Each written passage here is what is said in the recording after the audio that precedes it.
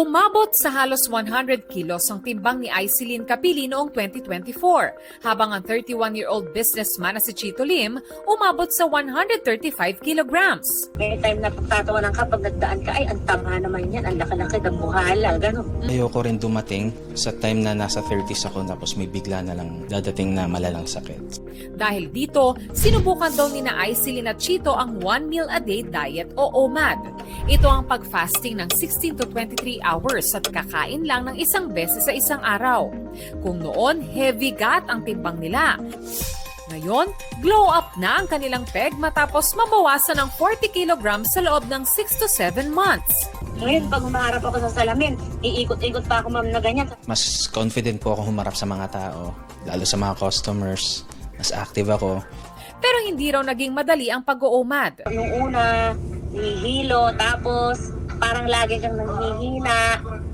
Nung mga first month ko, bala ko naman sumuko kasi ang sakit ng ulo ko, gano'n. Pero nung nakalagpas ako sa 3 months, ayun, unti-unti siyang nasanay yung katawan ko. Mostly po pagkagabi, nakakaramdam pa rin ng gutom. Kaya pagka mga ganun time, nag-i-snack ako ng banana, ng apple, ganun lang.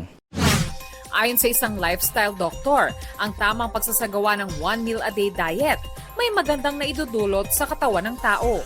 Ang nangyayari, imbis na yung carbohydrates yung ginagamit ng energy ng katawan, nag-shift siya into fats. So it helps fat breakdown. Nakakapagdulot din daw ito ng pagtaas ng insulin sensitivity, kaya mas napapakinabangan ng sugar sa katawan at cellular repair. Cellular repair. Kasi ang nangyayari, pag nagka-fasted state tayo, yung katawan natin, winawasak niya yung mga cells na faulty. Pag nagkakaroon ng energy depletion, ang iniisip ng katawan mo, okay, baka ito na yung panahon para linisin ko yung katawan ko at sirain ko yung mga cells na defective na. Pero babala ng doktor, dapat ginagawa lang ng 2 hanggang 3 beses kada linggo ang OMAD.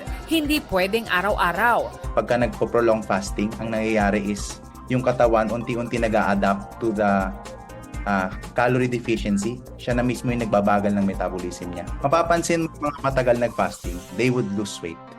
Pero once bumalik sila sa normal eating pattern, biglang lumulobo.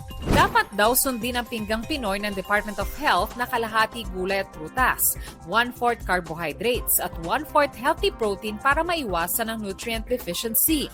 Bawal din aniya ang OMAD sa mga buntis, teenager, mga bata, mga individual na may eating disorders, may diabetes, sakit sa puso at iba pang chronic illnesses. Mainam din daw na gradual o dahan-dahan ang pagsisimula ng OMAD at kumonsulta muna sa doktor para matiyak na nasa tamang kondisyon ang katawan. Von Aquino nagbabalita para sa GMA Integrated News.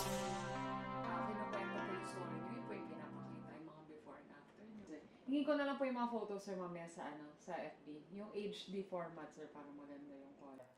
Huwag magpahuli sa mga balitang dapat niyong malaman. Mag-subscribe na sa GMA Integrated News sa YouTube.